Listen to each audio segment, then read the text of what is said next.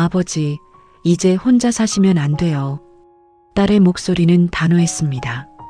저는 그 말을 듣는 순간 제가 지금까지 애써 외면해왔던 무언가가 드디어 수면 위로 떠오르는 걸 느꼈습니다.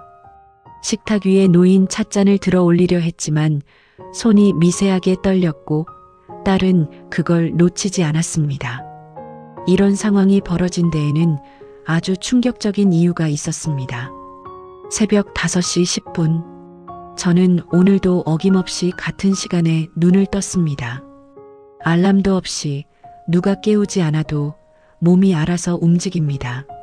40년 넘게 시외버스 핸들을 잡았던 시절의 습관이 이제는 뼛속까지 스며들어 은퇴한 지 10년이 지난 지금도 저를 매일 아침 같은 시각에 깨웁니다.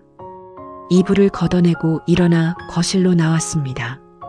아파트는 조용했습니다.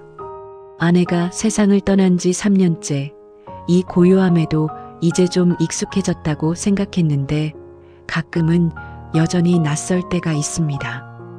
부엌 싱크대 옆 찬장 손잡이에 아내가 걸어두었던 노란 행주가 아직도 그대로 걸려 있습니다. 빨래를 해야 한다고 생각하면서도 차마 손을 대지 못했습니다. 그걸 치우면 뭔가 완전히 끝나버리는 것 같아서요. 물을 끓였습니다. 주전자에서 김이 모락모락 피어오르는 걸 보면서 저는 창밖을 내다봤습니다. 아파트 단지 안가로등 불빛이 아직 켜져 있고 누군가의 집 베란다에서 새어나오는 희미한 불빛이 보였습니다. 이 시간에 깨어있는 사람이 또 있다는 게 왠지 위안이 됐습니다. 커피를 타서 소파에 앉았습니다. TV를 켰지만 소리는 작게 줄였습니다. 아침 뉴스가 나오고 있었지만 무슨 내용인지 귀에 들어오지 않았습니다. 그저 화면이 움직이고 누군가의 목소리가 들린다는 것만으로도 이 공간이 덜텅 빈 것처럼 느껴졌습니다. 요즘은 하루가 참 깁니다. 예전에는 시간이 부족해서 늘 쫓기듯 살았는데 지금은 시간이 남아돕니다.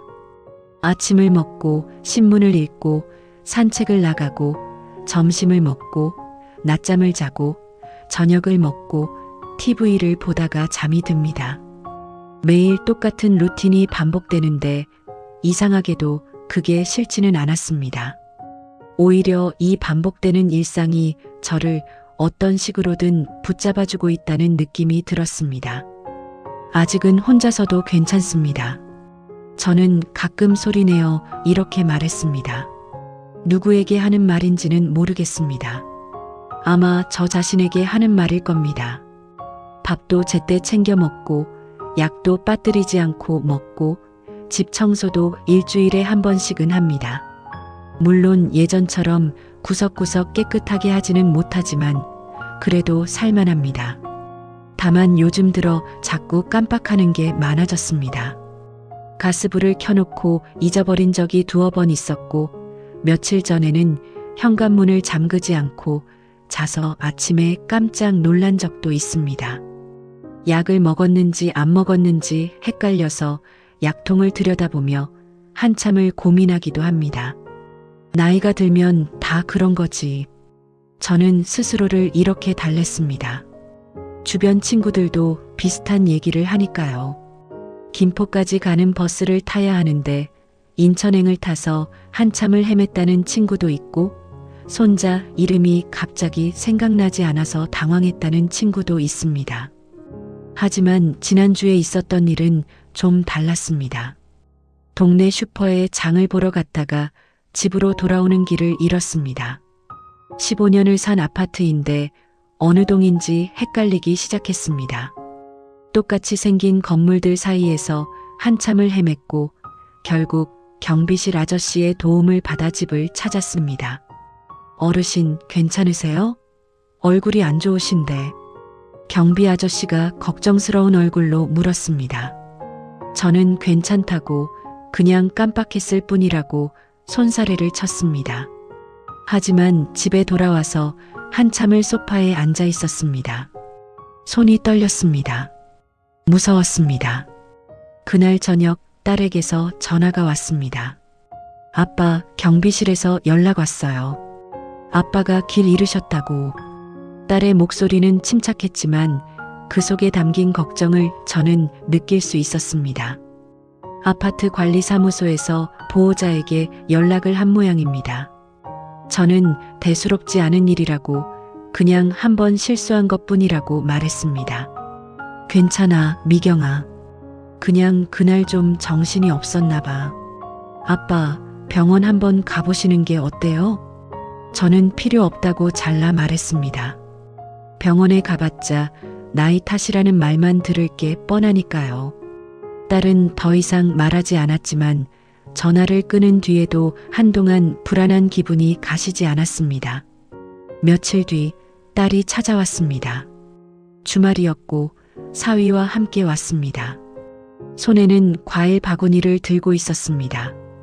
반가운 마음 반, 뭔가 할 말이 있겠구나 싶은 마음 반이었습니다.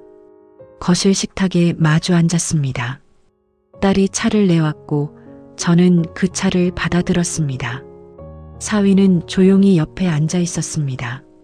아버지, 요즘 어떠세요? 딸의 질문은 조심스러웠습니다. 저는 괜찮다고, 잘 지낸다고 대답했습니다. 실제로 그렇게 생각했습니다.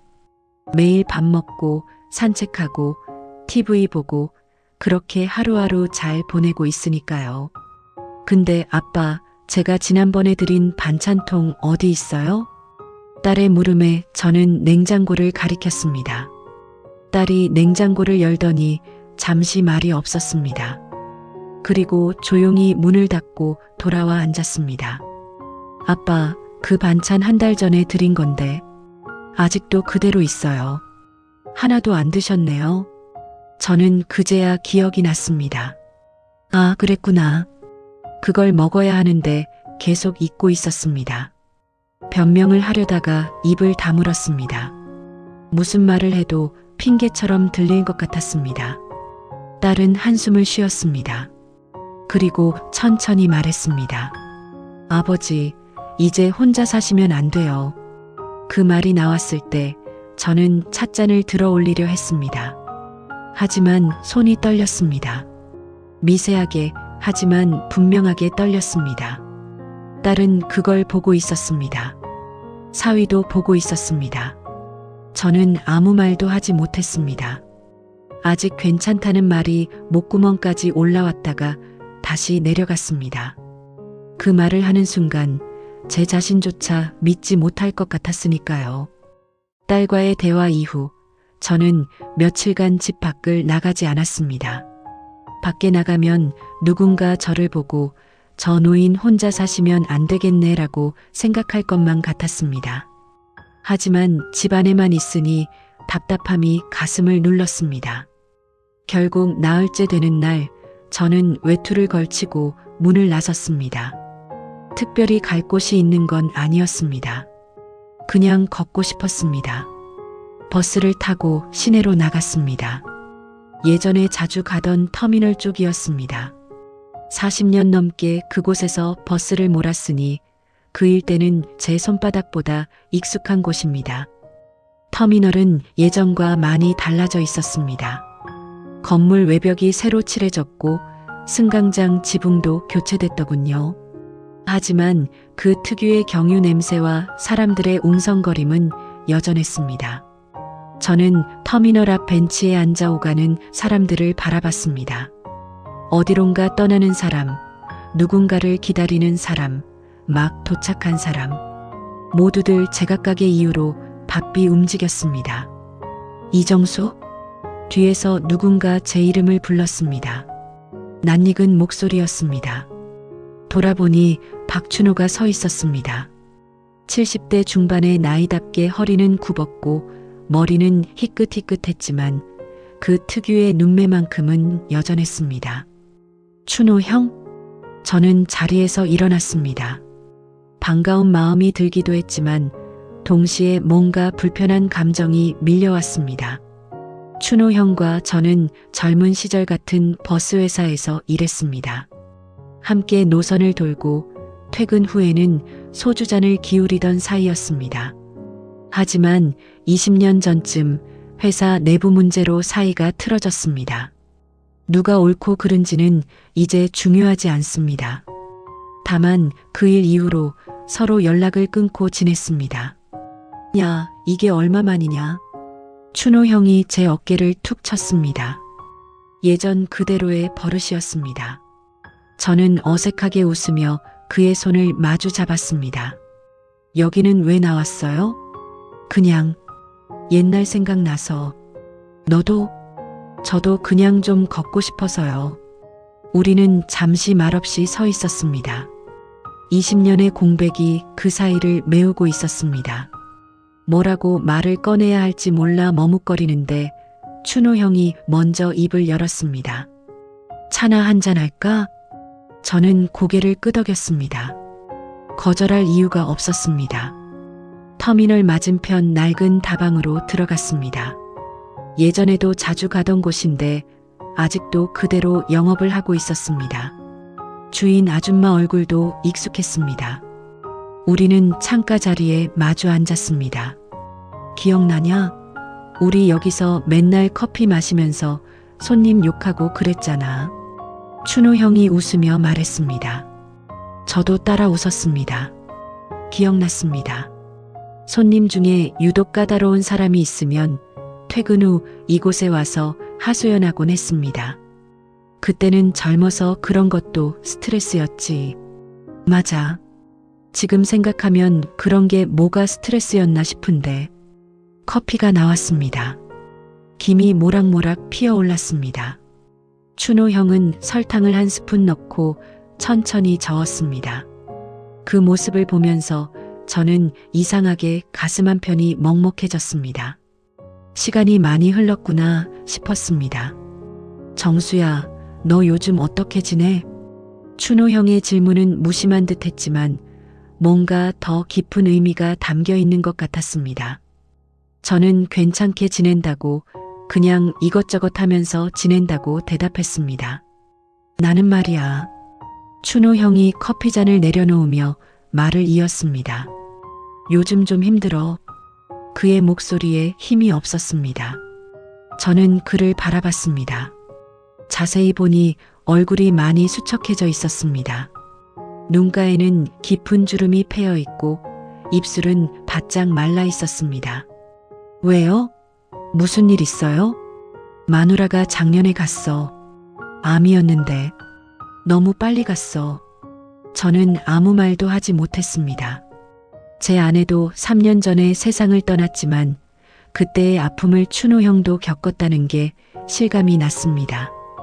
애들은 다 외국 나가 있고 연락도 잘 안 돼. 명절 때나 한 번씩 전화 오는 정도지. 춘호 형은 담담하게 말했지만 그 말 속에 담긴 외로움을 저는 느낄 수 있었습니다. 혼자 사는 게 생각보다 힘들더라. 밥 먹는 것도 그렇고 말 한마디 안 하고 하루가 지나가는 날도 있고. 그 말을 들으면서 저는 제 자신의 모습이 떠올랐습니다. 저도 요즘 그렇습니다. 딸이 전화하지 않으면 하루 종일 말 한마디 안 하고 지낼 때가 많습니다. 그래서 말인데, 춘호 형이 조심스럽게 말을 꺼냈습니다. 우리 가끔 이렇게 만나서 차라도 한잔하면 어떨까? 옛날 얘기도 하고. 저는 잠시 망설였습니다. 춘호 형과의 과거가 머릿속을 스쳐 지나갔습니다. 20년 전 회사에서 있었던 일, 승진 문제로 다툰 일, 서로에게 상처되는 말을 했던 일, 그 이후로 쌓인 침묵의 시간들. 하지만 지금 눈앞에 앉아 있는 춘호 형은 그때의 혈기왕성한 사람이 아니었습니다. 저와 마찬가지로 나이 들고 외롭고 누군가의 위로가 필요한 사람이었습니다. 그러죠 뭐. 저는 고개를 끄덕였습니다. 춘호 형의 얼굴이 환해졌습니다. 고맙다 정수야. 진짜 요즘 말 상대가 없어서. 그는 말을 잇지 못하고 커피를 한 모금 마셨습니다. 손이 약간 떨리는 게 보였습니다. 우리는 1시간쯤 그렇게 앉아 있었습니다. 과거 이야기를 조금씩 꺼냈습니다. 처음엔 조심스러웠지만 시간이 지나면서 대화가 자연스러워졌습니다. 함께 일했던 동료들 이야기, 지금은 문을 닫은 회사 이야기, 그때 타던 버스 이야기. 기억나냐? 내가 첫 운행 나갔을 때 길 잃어서 내가 찾아갔던 거. 춘호 형이 웃으며 말했습니다. 저도 웃었습니다. 기억났습니다. 26살 처음 시외버스를 맡았을 때였습니다. 지도를 잘못 봐서 엉뚱한 길로 들어섰고 승객들은 불평을 쏟아냈습니다. 결국 춘호 형이 자기 차를 몰고 와서 길을 안내해 줬습니다. 그때 형이 없었으면 큰일 날 뻔했죠. 나도 그런 적 있었으니까. 춘호 형은 슬쩍 웃었지만 눈가가 촉촉해 보였습니다. 정수야, 우리 그때 왜 그랬을까? 갑자기 분위기가 무거워졌습니다. 춘호 형이 20년 전 일을 꺼낸 겁니다. 저는 커피잔을 들었다가 다시 내려놓았습니다. 이제 와서 생각하면 별것도 아닌 일로 싸웠던 것 같아. 승진이 뭐가 그리 중요했다고. 형도 힘들었을 거예요. 저도 그랬고. 저는 조심스럽게 말했습니다. 사실 그때 일을 떠올리면 지금도 가슴이 답답했습니다. 하지만 이제는 그걸 붙들고 있을 이유가 없다는 생각이 들었습니다. 미안하다, 정수야. 그때 내가 좀 심하게 말했어. 아니에요. 저도 마찬가지였어요. 우리는 잠시 말없이 앉아 있었습니다. 용서라는 말을 직접 꺼내지는 않았지만 뭔가 무거웠던 게 조금 가벼워지는 느낌이었습니다. 다방을 나와 터미널 앞까지 함께 걸었습니다. 춘호 형은 계속 말을 이었습니다. 요즘 다리가 아파서 병원을 다니는데 별 차도가 없다는 것, 집에 혼자 있으면 우울해져서 매일 밖으로 나온다는 것, 가끔 밤에 잠이 안 와서 새벽까지 TV를 본다는 것. 저는 들으면서 고개를 끄덕였습니다. 춘호 형의 이야기는 곧 제 이야기이기도 했습니다. 다음 주에 또 보자. 같은 시간, 같은 장소. 춘호 형이 제 손을 꽉 잡았습니다. 그의 손은 거칠고 차가웠지만 악령만큼은 여전히 강했습니다. 그러죠. 저는 대답했고 춘호 형은 만족스러운 얼굴로 버스 정류장 쪽으로 걸어갔습니다. 저는 그 뒷모습을 한동안 바라봤습니다. 조금 구부정한 등, 느린 걸음걸이. 그 모습이 어쩐지 낯설지 않았습니다. 집으로 돌아오는 버스 안에서 저는 창밖을 바라보며 생각했습니다. 춘호 형이 제게 기대려 하는 게 느껴졌습니다. 외로움을 나누고 싶어 하는 게 보였습니다. 하지만 저 자신도 지금 버거운 상황인데 누군가를 받아줄 여력이 있을까요? 딸의 말이 다시 떠올랐습니다. 아버지, 이제 혼자 사시면 안 돼요. 저조차 제 자신을 제대로 돌보지 못하는데 춘호 형에게 의지할 곳이 되어줄 수 있을까요?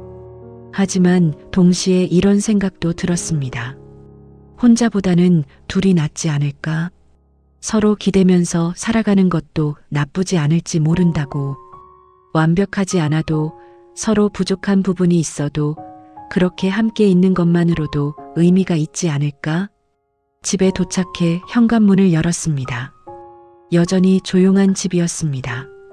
하지만 오늘은 그 고요함이 조금 덜 무겁게 느껴졌습니다. 춘호 형을 만났다는 것, 다음 주에 또 만나기로 했다는 것, 그것만으로도 뭔가 기다려지는 게 생긴 것 같았습니다. 신발을 벗고 거실로 들어가면서 저는 문득 궁금해졌습니다. 춘호 형도 지금 집으로 돌아가는 버스 안에서 저와 비슷한 생각을 하고 있을까요? 오늘 만남이 반가웠을까요? 아니면 부담스러웠을까요? 냉장고를 열었습니다. 딸이 놓고 간 반찬통이 아직도 그대로 있었습니다. 저는 그걸 꺼내서 한 숟가락 떠먹었습니다. 이미 상한 맛이었지만 버리기가 아까워서 조금 더 먹었습니다. 그러다 멈췄습니다. 이러면 안 되는데 하는 생각이 들었습니다. 반찬통을 쓰레기통에 버렸습니다. 그리고 라면을 끓였습니다. 물이 끓는 동안 저는 휴대폰을 꺼내 딸에게 문자를 보냈습니다. 오늘 옛날 친구 만났다. 다음 주에 또 만나기로 했어. 몇 분 뒤 답장이 왔습니다. 좋으시겠네요, 아빠. 자주 만나세요. 짧은 문장이었지만 딸이 조금 안심한 것 같았습니다. 저도 조금 마음이 편해졌습니다. 라면을 먹으면서 저는 다음 주를 생각했습니다. 춘호 형을 다시 만나면 무슨 이야기를 할까? 또 과거 얘기를 할까? 아니면 요즘 사는 이야기를 할까? 어쩌면 아무 말 없이 그냥 커피만 마시고 헤어질지도 모릅니다. 그래도 괜찮을 것 같았습니다. 누군가와 마주 앉아 있다는 것만으로도, 혼자가 아니라는 것만으로도 충분할 것 같았습니다. 다음 주가 되었습니다. 약속한 시간에 다방으로 갔는데 춘호 형은 이미 와 있었습니다. 창가 자리, 지난번과 똑같은 자리에 앉아서 창밖을 멍하니 바라보고 있었습니다. 제가 들어서자 그가 손을 들어 흔들었습니다. 왔구만. 오래 기다리셨어요? 아니, 나도 방금 왔어. 거짓말이었습니다. 테이블 위에 이미 식은 커피잔이 놓여 있었으니까요. 춘호 형은 아마 1시간쯤 먼저 와서 기다렸을 겁니다. 저는 모른 척했습니다. 그날도 우리는 한참을 앉아서 이야기를 나눴습니다. 주로 춘호 형이 말하고 저는 듣는 편이었습니다. 그는 요즘 잠을 잘 못 잔다고 했습니다. 밤마다 이것저것 생각이 많아진다고 했습니다. 죽은 아내 생각, 외국에 나가 있는 자식들 생각, 앞으로 남은 시간에 대한 생각. 나 요즘 자꾸 이상한 생각이 들어. 이렇게 혼자 살다가 언젠가 쓰러지면 누가 알아줄까 싶고. 춘호 형의 목소리는 떨렸습니다. 저는 괜찮을 거라고, 그런 생각하지 말라고 했지만 사실 저도 똑같은 생각을 할 때가 많았습니다. 다방을 나와 터미널 앞을 걷다가 춘호 형이 갑자기 멈춰 섰습니다. 정수야, 내가 부탁 하나만 해도 될까? 뭔데요? 내일 병원 가야 하는데 혼자 가기가 좀 그래서 같이 가줄 수 있어? 저는 잠시 망설였습니다. 내일은 딸이 오기로 한 날이었습니다. 하지만 춘호 형의 얼굴을 보니 차마 거절할 수가 없었습니다. 그러죠. 몇 시예요? 아침 10시. 내가 집 앞으로 갈게. 다음 날 아침 춘호 형이 제 집 앞으로 왔습니다. 택시를 타고 병원으로 갔습니다. 정형외과였습니다. 춘호 형은 무릎이 좋지 않아서 몇 달째 치료를 받고 있다고 했습니다. 진료실 앞에서 기다리는 동안 저는 주변을 둘러봤습니다. 대부분 나이 든 사람들이었습니다. 휠체어에 앉은 할머니, 지팡이를 짚고 온 할아버지, 보호자와 함께 온 어르신들, 모두들 조용히 자기 차례를 기다리고 있었습니다. 박춘호님, 춘호 형의 이름이 불렸습니다. 그가 일어서려는데 다리가 잘 안 펴지는 모양이었습니다. 저는 그를 부축해서 일으켰습니다. 같이 들어가도 돼요? 응, 같이 들어가자. 진료실 안에서 의사는 춘호 형의 무릎 사진을 보여주며 설명했습니다. 연골이 많이 닳았고 나이를 생각하면 수술보다는 보존 치료가 낫다고 했습니다. 물리치료를 꾸준히 받고 체중 관리를 해야 한다고도 했습니다. 혼자 사세요? 의사가 물었습니다. 네.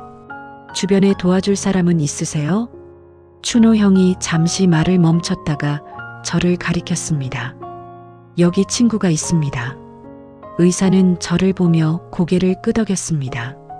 그럼 다행이네요. 어르신 혼자서는 관리가 쉽지 않으실 텐데. 병원을 나와서 춘호 형이 말했습니다. 미안하다.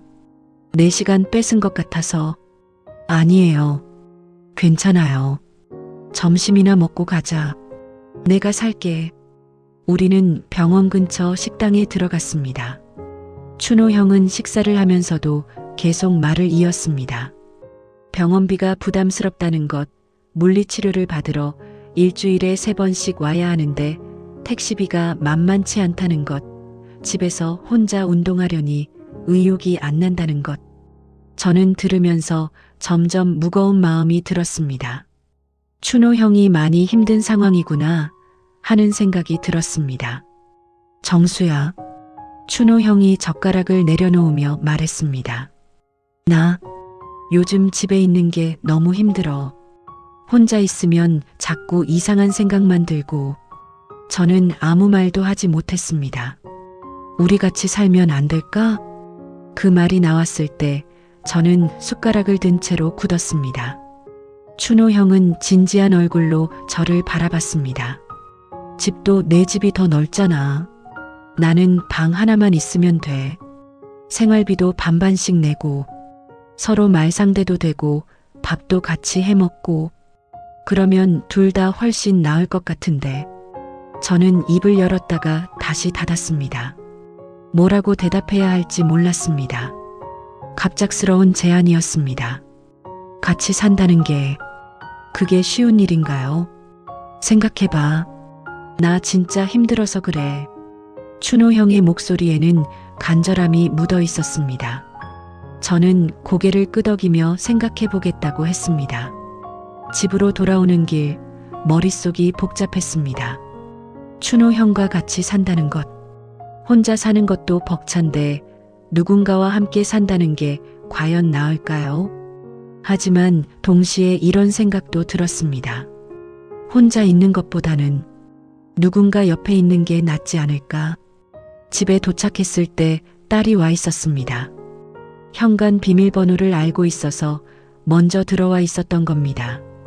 아빠, 어디 갔다 오세요? 응, 친구 병원 갔다 왔어. 친구요? 지난번에 만난 그분? 응. 딸은 냉장고를 정리하고 있었습니다.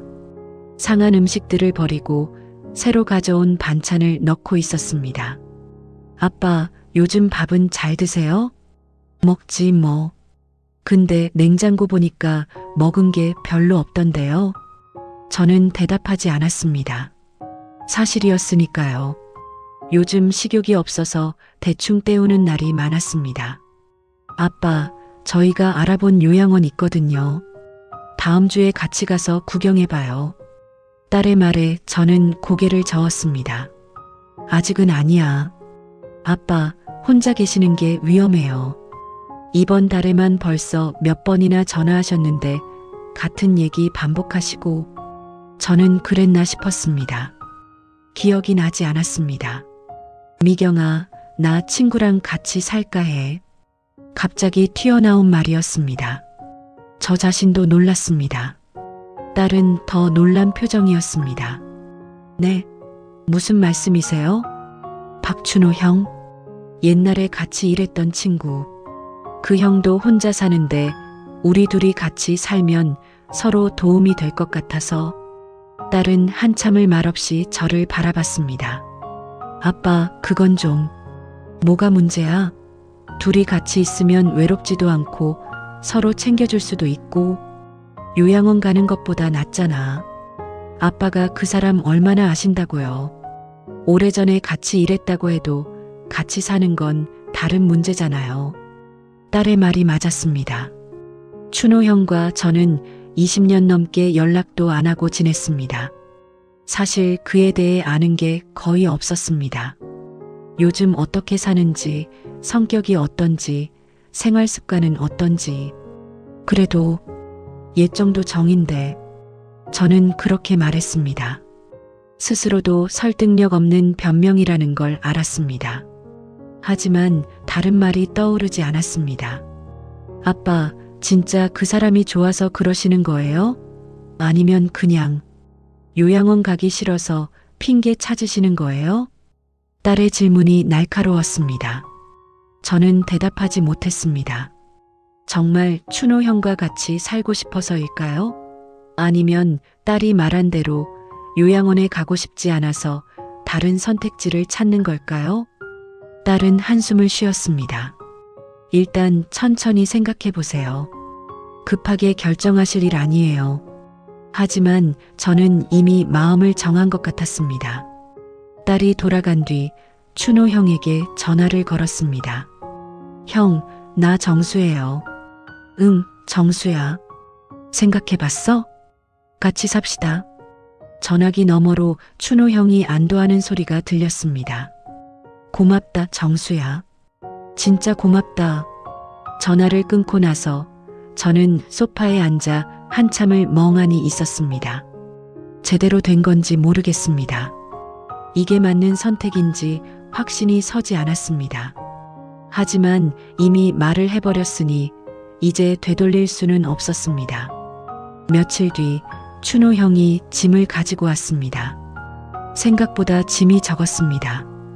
큰 가방 2개가 전부였습니다. 나머지 살림은 집에 그대로 둔다고 했습니다. 일단 여기서 지내보고 괜찮으면 내 집은 정리할게. 춘호 형은 작은 방을 쓰기로 했습니다. 예전에 딸이 쓰던 방이었는데 딸이 결혼한 뒤로는 창고처럼 쓰고 있었습니다. 제가 미리 정리를 해두었습니다. 고맙다. 불편하게 해서 미안해. 괜찮아요. 어차피 안 쓰던 방이었으니까. 춘호 형은 짐을 풀기 시작했습니다. 옷가지 몇 벌, 세면도구, 약통, 그리고 액자 하나. 액자 속에는 젊은 시절 춘호 형 부부의 사진이 들어 있었습니다. 그는 그걸 조심스럽게 책상 위에 올려놓았습니다. 저녁을 함께 먹었습니다. 제가 라면을 끓였고 춘호 형이 김치를 꺼냈습니다. 둘이서 마주 앉아 먹는 저녁이었습니다. 오랜만에 식탁에 사람이 둘이었습니다. 맛있다. 춘호 형이 말했습니다. 그저 라면인데도요.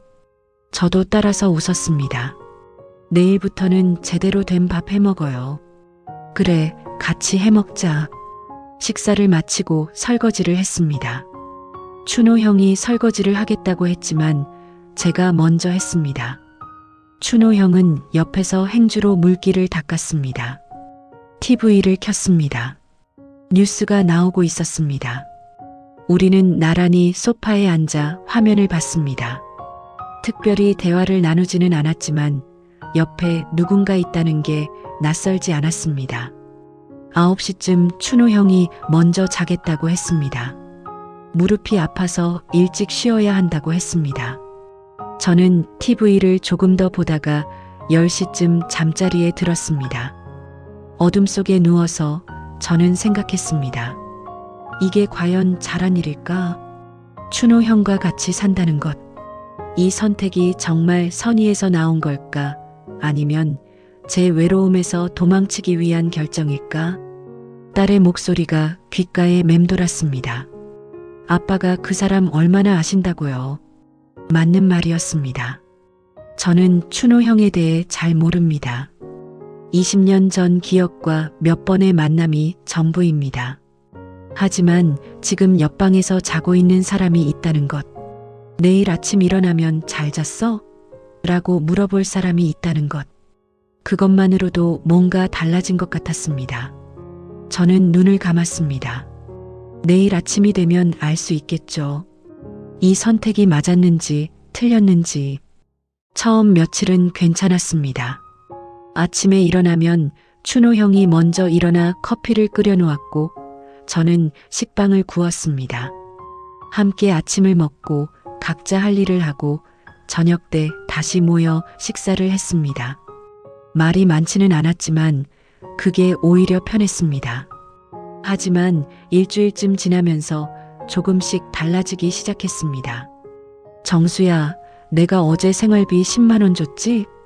춘호 형이 아침 식탁에서 물었습니다. 저는 고개를 저었습니다. 아니요, 못 받았는데요. 아니, 분명히 줬는데. 내 방에 놓고 왔어. 저는 방으로 가서 확인했습니다. 어디에도 돈이 없었습니다. 다시 나와서 없다고 했더니 춘호 형은 이상하다는 표정을 지었습니다. 분명히 줬는데 내가 착각했나?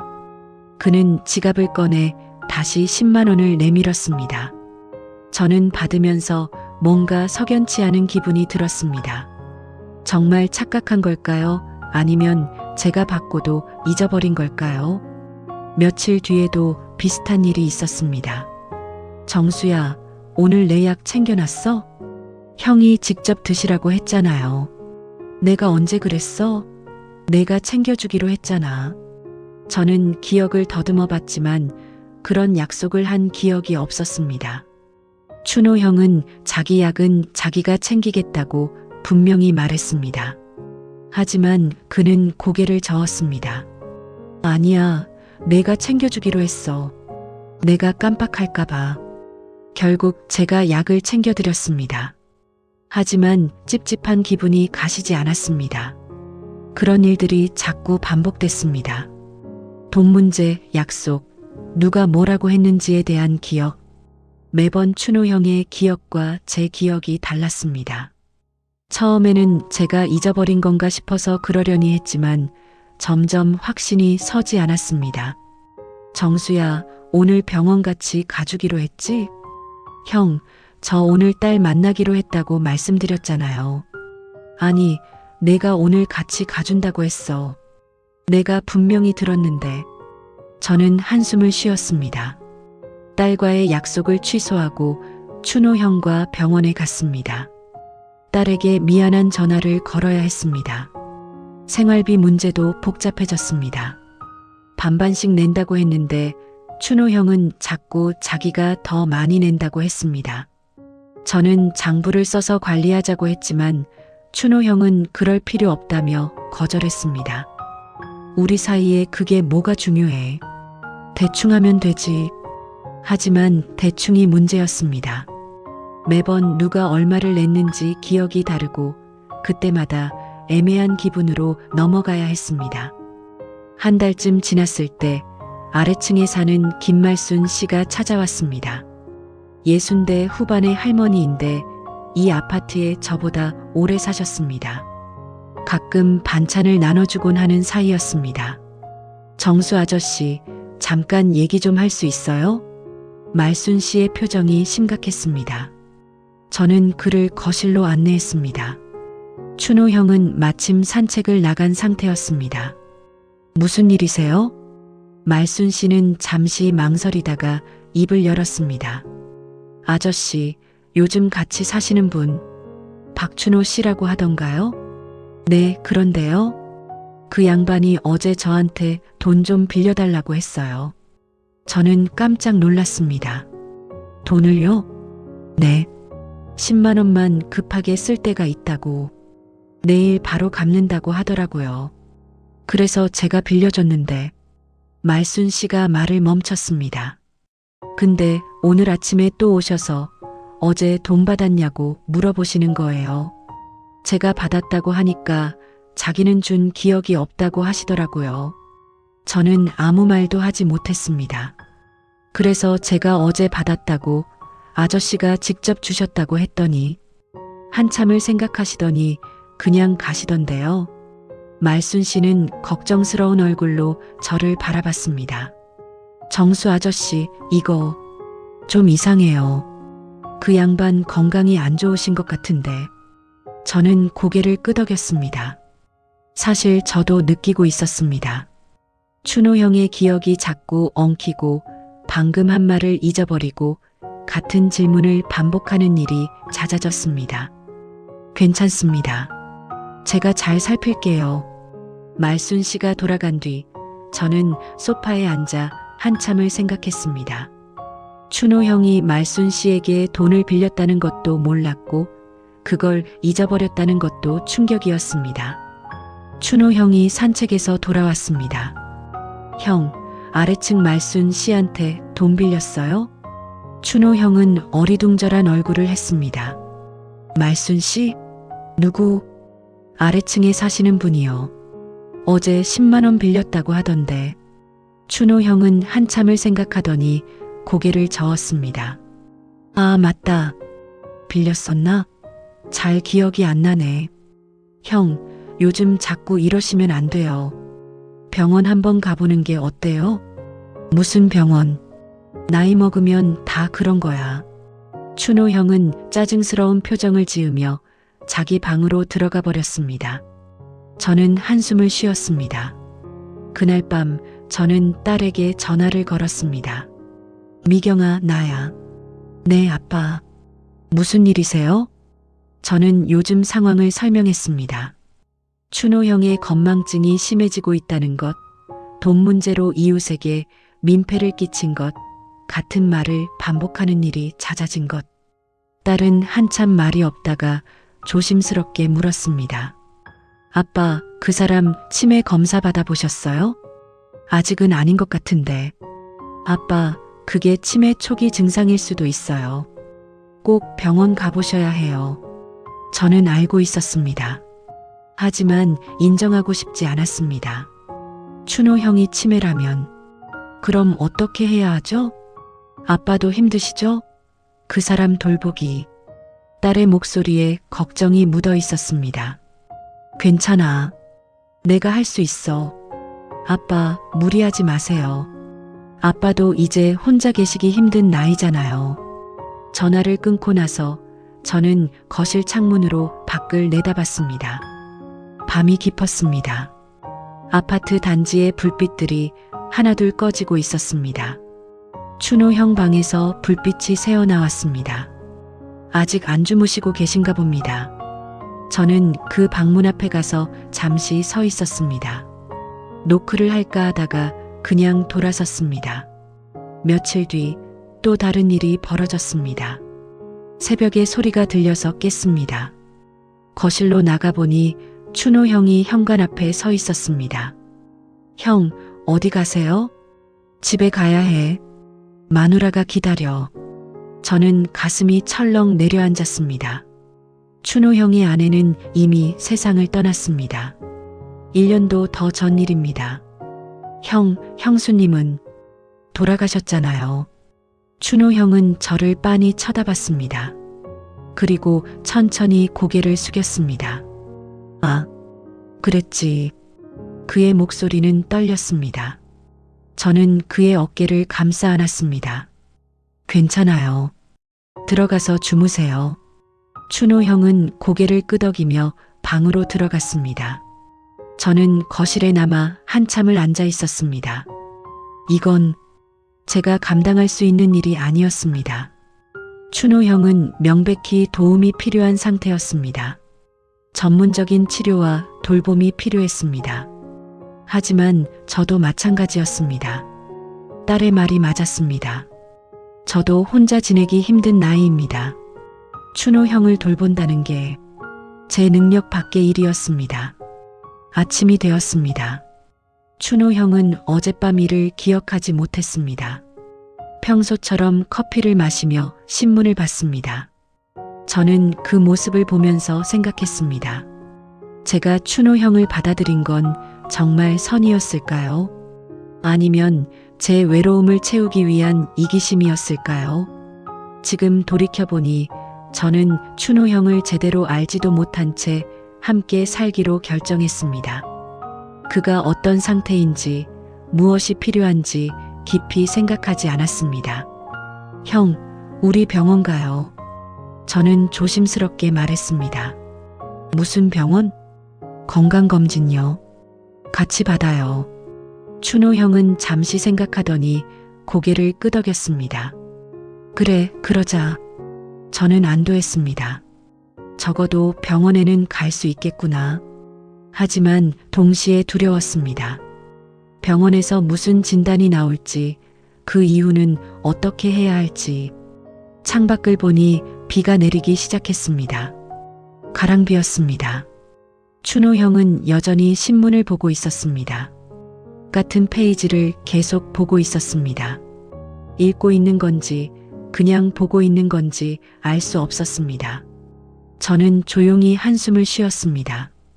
이 상황을 어떻게 해야 할까요? 제가 애써 외면하던 불안이 이제는 너무 커져서 더 이상 외면할 수가 없었습니다. 병원 검사 결과는 제 예상을 벗어나지 않았습니다. 의사는 춘호 형에게 치매 초기 진단을 내렸습니다. 약물 치료를 시작해야 하고 정기적인 관찰이 필요하다고 했습니다. 그리고 조심스럽게 덧붙였습니다. 보호자분이 계속 돌보시기는 힘드실 겁니다.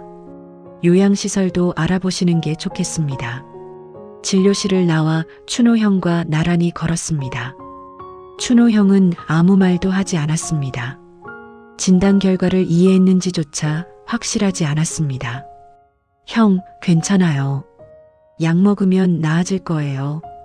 제 말은 공허했습니다. 춘호 형도 저도 그게 사실이 아니라는 걸 알고 있었습니다. 집으로 돌아오는 택시 안에서 춘호 형이 창밖을 보며 말했습니다. 미안하다, 정수야. 왜요? 패 끼치게 돼서. 저는 아무 말도 하지 못했습니다. 아니라고 말할 수가 없었습니다.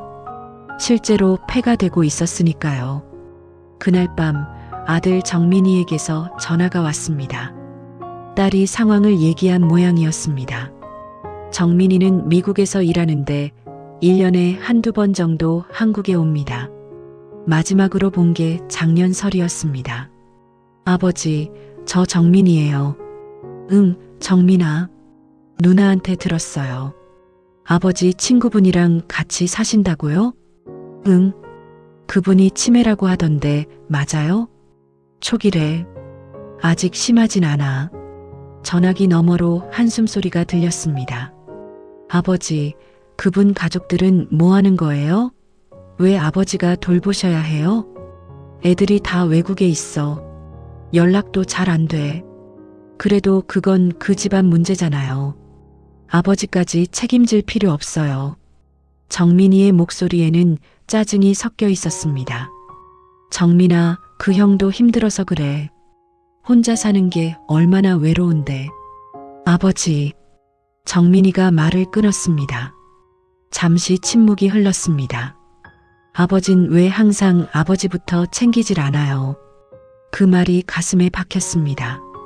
아버지도 지금 혼자 계시기 힘드시잖아요. 누나가 요양원 알아봤다고 했는데 거기 가시는 게 맞는 거 아니에요? 왜 남 돌보시겠다고 무리하세요? 저는 대답하지 못했습니다. 솔직히 말씀드릴게요. 아버지, 요즘 전화하실 때마다 같은 얘기 반복하세요. 어제도 똑같은 질문 3번 하셨어요. 아버지 스스로 돌보시기도 벅찬 상황이잖아요. 나는 괜찮아. 괜찮지 않으세요? 누나 말로는 길도 헤매시고 약도 제대로 못 챙겨 드신다고 했어요. 저는 입을 다물었습니다. 모두 사실이었습니다. 제발 아버지 건강부터 챙기세요. 그 친구분은 그분 자식들이 알아서 할 일이에요. 전화를 끊고 나서 저는 한참을 소파에 앉아 있었습니다. 정민이의 말이 머릿속에서 맴돌았습니다. 아버진 왜 항상 아버지부터 챙기질 않아요? 맞는 말이었습니다. 저는 왜 제 자신부터 챙기지 않았을까요? 춘호 형을 받아들일 때 저는 제 상태를 제대로 생각하지 않았습니다. 제가 누군가를 돌볼 여력이 있는지, 함께 사는 게 정말 서로에게 도움이 될지. 춘호 형 방에서 불빛이 새어나왔습니다. 아직 안 주무시나 봅니다. 저는 일어나 그 방문 앞에 섰습니다. 노크를 하려다 말고 귀를 기울였습니다. 안에서 작은 소리가 들렸습니다. 흐느끼는 소리였습니다. 저는 문을 열지 못하고 제 방으로 돌아왔습니다. 침대에 누워 천장을 바라봤습니다. 제가 춘호 형을 받아들인 건 정말 선이었을까요? 아니면 제 외로움을 견디지 않아도 되는 핑계를 찾은 걸까요? 누군가와 함께 산다는 사실 자체가 제가 아직 혼자가 아니라는 증거가 필요했던 걸까요? 딸이 요양원을 알아보자고 했을 때 저는 거부했습니다. 아직은 혼자서도 괜찮다고 했습니다. 하지만 사실은 무서웠던 겁니다. 요양원에 간다는 건 제가 더 이상 독립적으로 살 수 없다는 걸 인정하는 것이었으니까요. 그래서 춘호 형을 받아들였습니다. 누군가를 돌본다는 명분으로 제 자신의 취약함을 가릴 수 있었으니까요. 하지만 그건 착각이었습니다. 저도 춘호 형도 우리 둘 다 도움이 필요한 사람들이었습니다. 며칠 뒤 춘호 형의 아들에게서 전화가 왔습니다. 정민이가 연락했나 봅니다. 목소리는 미안함으로 가득했습니다. 정수 아저씨, 정말 죄송합니다. 아버지가 폐를 끼쳐서. 아니에요. 괜찮습니다. 제가 지금 시드니에 있는데 최대한 빨리 들어가겠습니다. 그때까지만 좀 봐주실 수 있으세요? 저는 괜찮다고 했습니다. 하지만 전화를 끊고 나니 안도감이 밀려왔습니다. 끝이 보인다는 안도감이었습니다. 춘호 형에게 말했습니다. 아들이 곧 온답니다. 춘호 형은 고개를 끄덕였습니다. 그래야겠지. 나도 이제 여기 있으면 안 될 것 같아. 그의 목소리는 담담했지만 눈가가 붉어져 있었습니다. 일주일 뒤 춘호 형의 아들이 왔습니다. 40대 중반의 사내였는데 아버지를 닮았습니다. 그는 깊이 고개 숙여 사과했습니다. 아저씨, 정말 죄송합니다. 제가 제대로 신경을 못 써서. 아닙니다. 괜찮아요. 춘호 형의 짐을 쌌습니다. 왔을 때보다 더 적었습니다. 큰 가방 하나가 전부였습니다. 나머지는 그냥 두고 가겠다고 했습니다. 현관 앞에서 춘호 형과 마주 섰습니다. 할 말이 많았는데 아무 말도 나오지 않았습니다. 고맙다, 정수야. 춘호 형이 먼저 말했습니다. 덕분에 외롭지 않았어. 저는 고개를 끄덕였습니다. 저도 마찬가지였습니다. 비록 짧은 시간이었지만 혼자가 아니었습니다. 형도 건강 챙기세요. 너도. 춘호 형이 손을 내밀었습니다. 저는 그 손을 잡았습니다. 거칠고 떨리는 손이었습니다. 저도 떨리는 손으로 맞잡았습니다. 그들이 떠난 뒤 집은 다시 조용해졌습니다. 춘호 형이 쓰던 방문을 열어봤습니다. 깨끗하게 정리되어 있었습니다. 책상 위에 액자만 덩그러니 남아 있었습니다. 젊은 시절 춘호 형 부부의 사진. 깜빡 두고 간 모양이었습니다. 저는 그 액자를 들고 거실로 나왔습니다. 딸에게 전화를 걸었습니다. 미경아, 나야. 네, 아빠. 요양원. 한번 보러 갈까? 전화기 너머로 딸이 놀라는 기색이 느껴졌습니다. 정말요? 아빠가 가보시겠다고요? 응. 알아본 데 있으면 같이 가보자. 네, 아빠. 다음 주에 같이 가요. 전화를 끊고 창밖을 바라봤습니다. 해가 지고 있었습니다. 아파트 단지에 저녁 그림자가 길게 드리웠습니다. 저는 이제야 깨달았습니다. 제가 두려워했던 건 혼자가 되는 게 아니었습니다. 혼자라는 사실을 인정하는 것이었습니다. 나이가 들었다는 것, 도움이 필요하다는 것, 더 이상 예전처럼 할 수 없다는 것. 춘호 형을 받아들이면서 저는 그 사실들로부터 도망치려 했습니다. 누군가를 돌본다는 명분으로 제 약함을 가리려 했습니다. 하지만 결국 마주해야 했습니다. 저도 춘호 형도 우리 모두 나이 들고 약해진 사람들이라는 사실을. 소파에 앉아 춘호 형의 액자를 무릎에 올려놓았습니다. 사진 속 젊은 춘호 형은 환하게 웃고 있었습니다. 옆에 있는 아내도 행복해 보였습니다. 언제 찍은 사진일까요? 결혼식 날일까요? 아니면 어느 봄날의 나들이였을까요? 저도 예전엔 저랬습니다. 젊고 건강하고 앞날을 걱정하지 않던 시절이 있었습니다. 아내와 함께 웃던 날들, 아이들과 놀러 다니던 주말들, 버스 핸들을 잡고 길을 달리던 매일들. 하지만 이제는 다릅니다. 시간은 흘렀고 사람들은 떠났고 몸은 약해졌습니다. 그걸 인정해야 합니다. 도망칠 수 없습니다. 혼자 남는 법을 다시 배워야 합니다. 하지만 이번에는 제대로 정직하게. 핑계를 대지 않고 외로움을 외면하지 않고 도움이 필요하면 도움을 청하고 혼자 할 수 없으면 인정하고. 해가 완전히 졌습니다. 거실이 어두워졌습니다. 저는 불을 켜지 않고 그대로 앉아 있었습니다. 어둠 속에서 고요함 속에서 저는 천천히 숨을 쉬었습니다. 내일 아침이 오면 저는 일어나서 커피를 끓일 겁니다. 혼자서 식빵을 구울 겁니다. 혼자서 신문을 볼 겁니다. 혼자서 그리고 다음 주에는 딸과 함께 요양원을 보러 갈 겁니다. 무서울 겁니다. 하지만 가야 합니다. 그게 제 자신을 챙기는 길이니까요. 춘호 형의 액자를 책장 위에 올려놓았습니다. 언젠가 아들에게 돌려줘야겠습니다. 하지만 당분간은 여기 두겠습니다. 잊지 않기 위해서, 제가 배운 것을 잊지 않기 위해서. 외로움은 핑계로 가릴 수 있는 게 아니었습니다. 함께 있어도 외로울 수 있고 혼자 있어도 괜찮을 수 있습니다. 중요한 건 정직함이었습니다. 제 상태를 인정하고 필요한 도움을 받고 할 수 있는 것과 없는 것을 구분하는 것. 시계를 봤습니다. 9시였습니다. 저는 일어나서 방으로 갔습니다.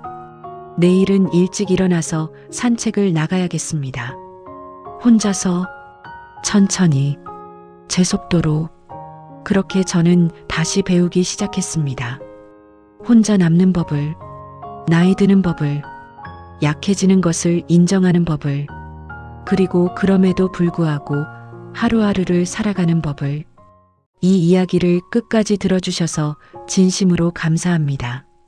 나이가 든다는 건 쓸쓸한 일입니다.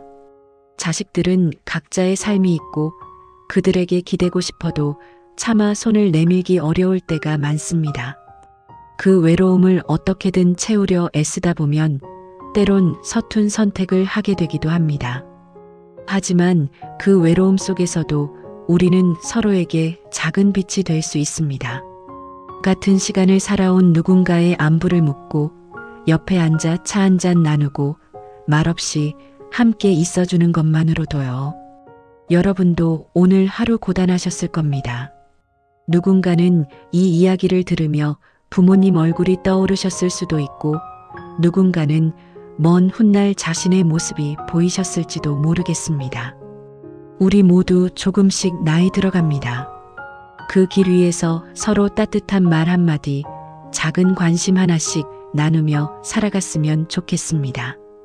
다음에도 좋은 이야기로 찾아뵙겠습니다. 감사합니다.